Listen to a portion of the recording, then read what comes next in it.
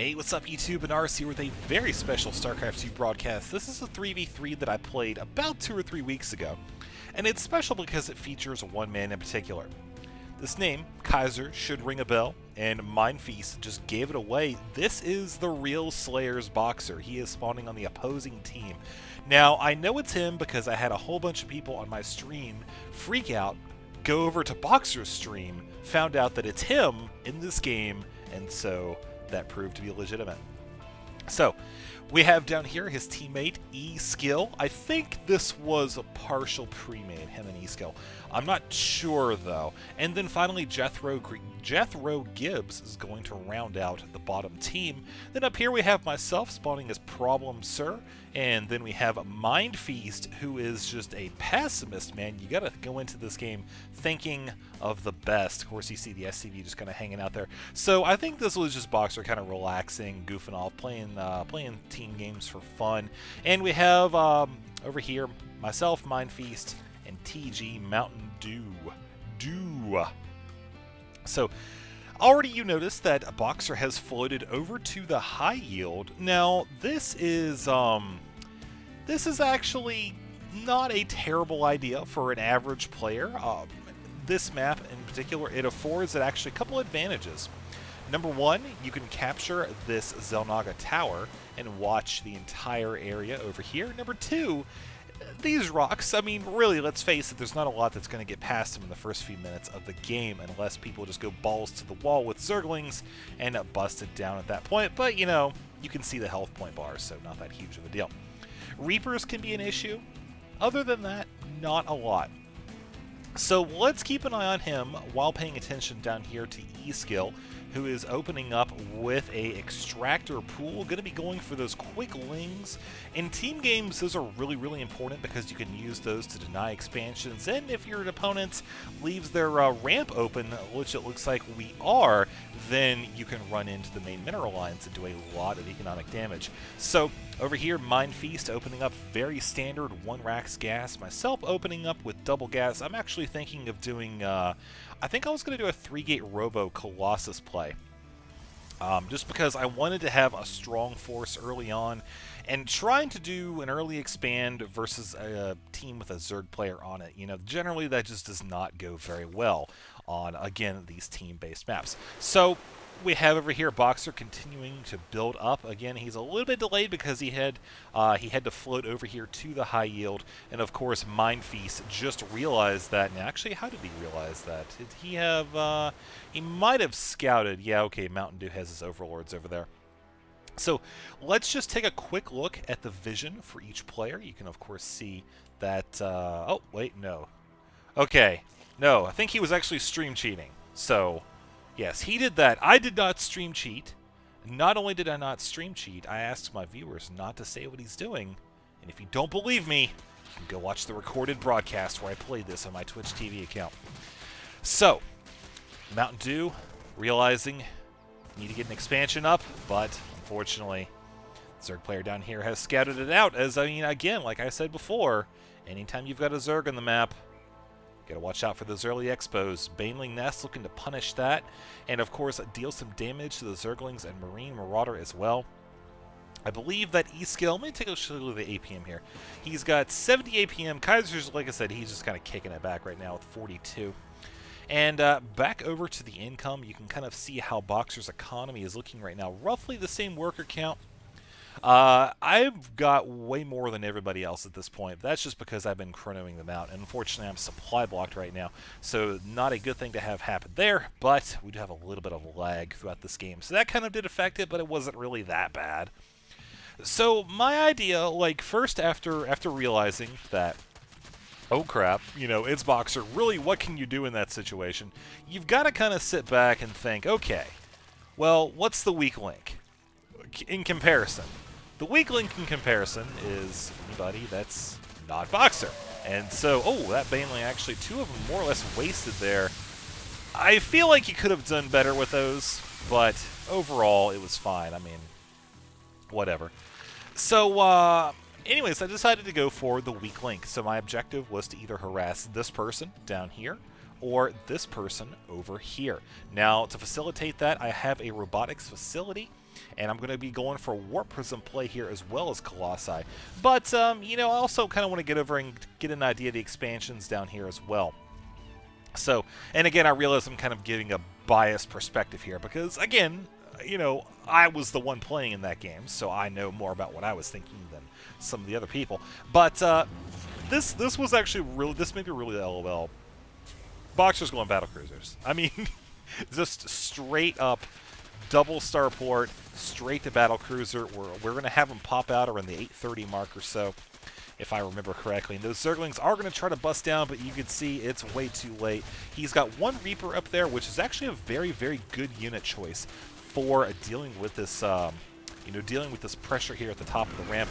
And you can see that he is going to be continuing to spot for the Reaper by lifting up his building and getting vision of the high ground.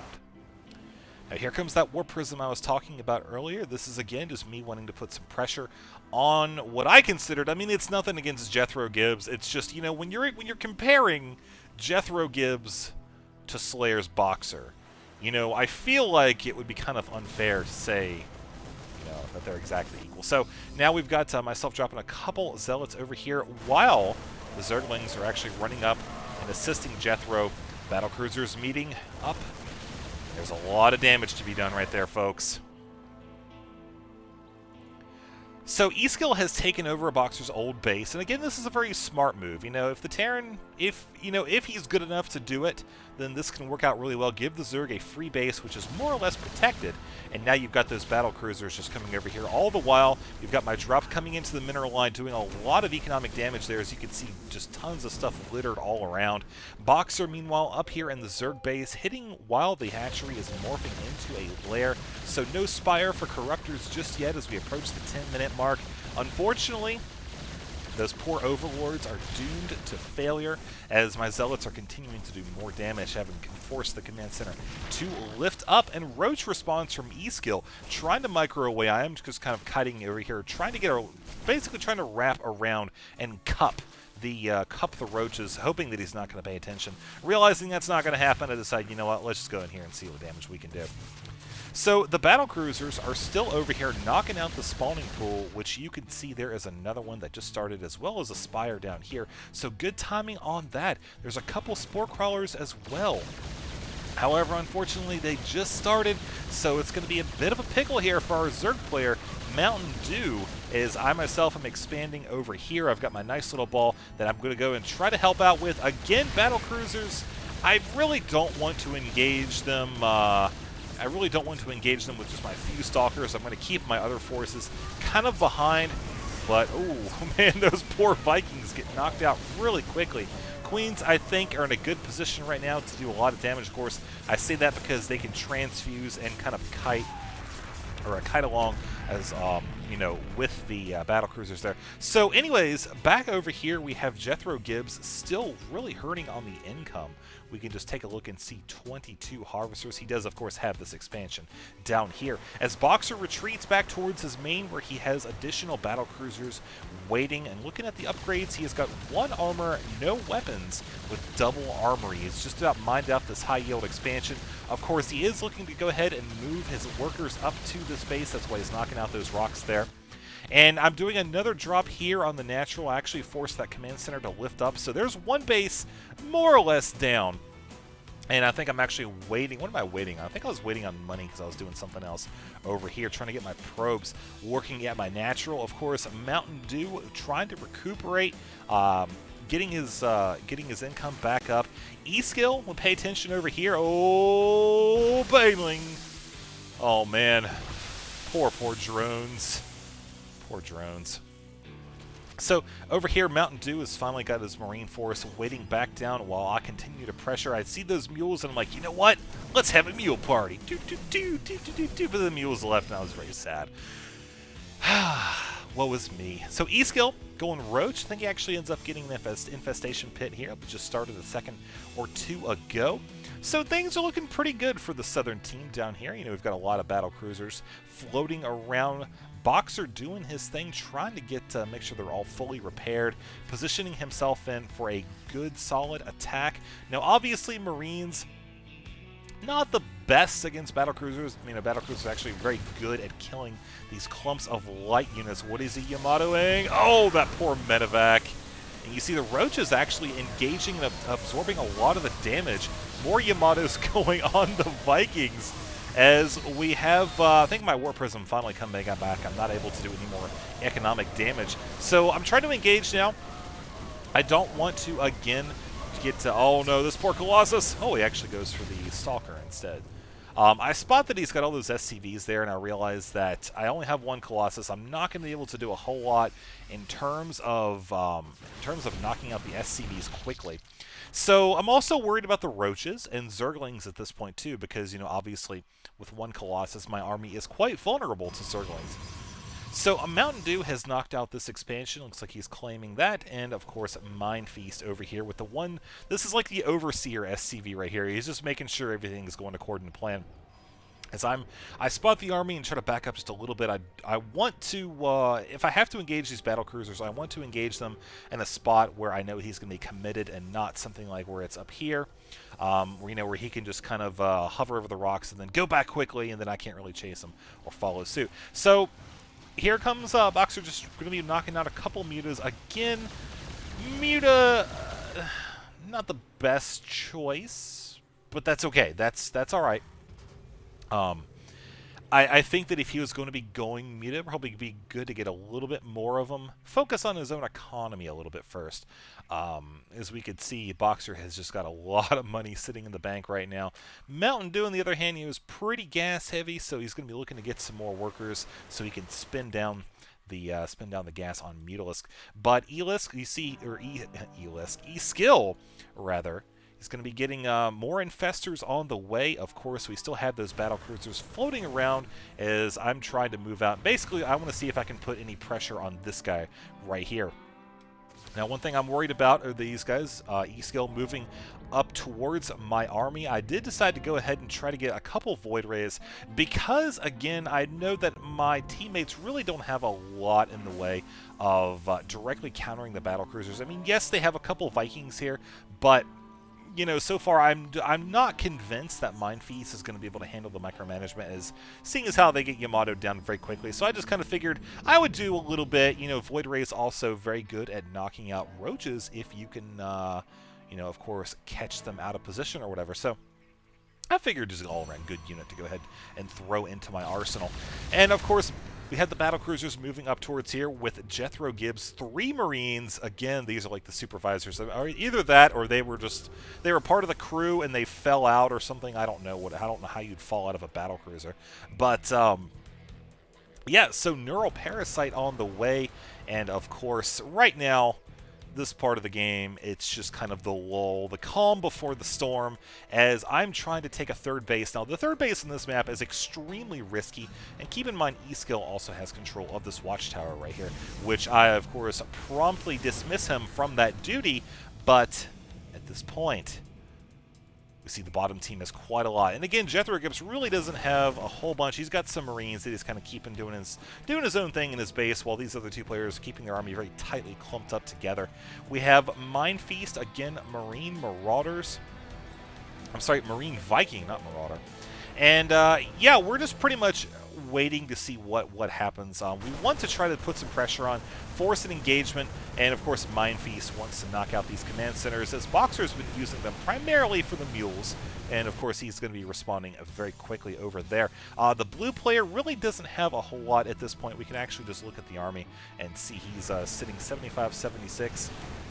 I'm 169.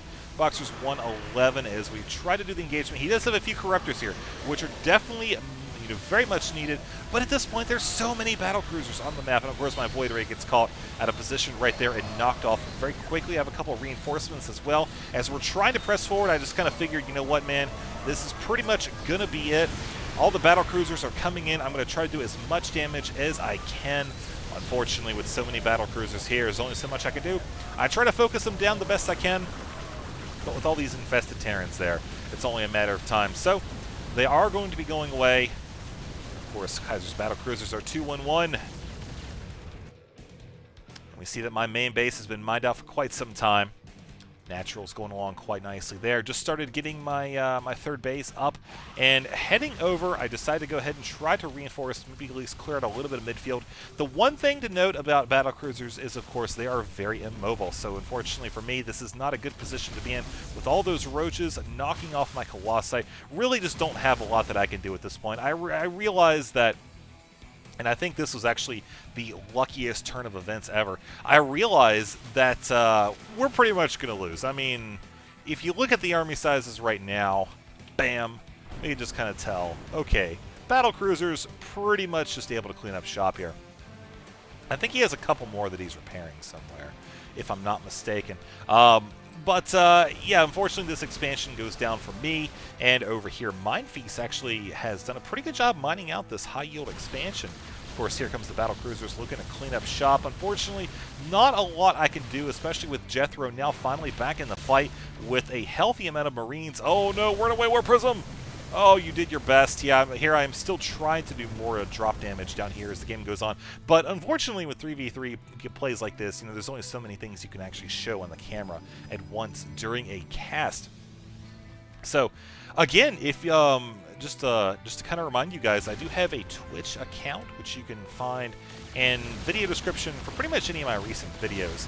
I tend to play on the weekends, and fortunately this is one of the games that I happen to be in, so, I was actually pretty happy the fact that my my ranking has got me up high enough to where I'm playing BoxeR. But then again, this is kind of like BoxeR in LOL mode, so I don't know how exactly I should think of that.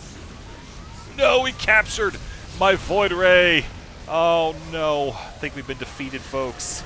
As this replay does come to a very slow halt, I will just go ahead and spoil it for you. BoxeR wins.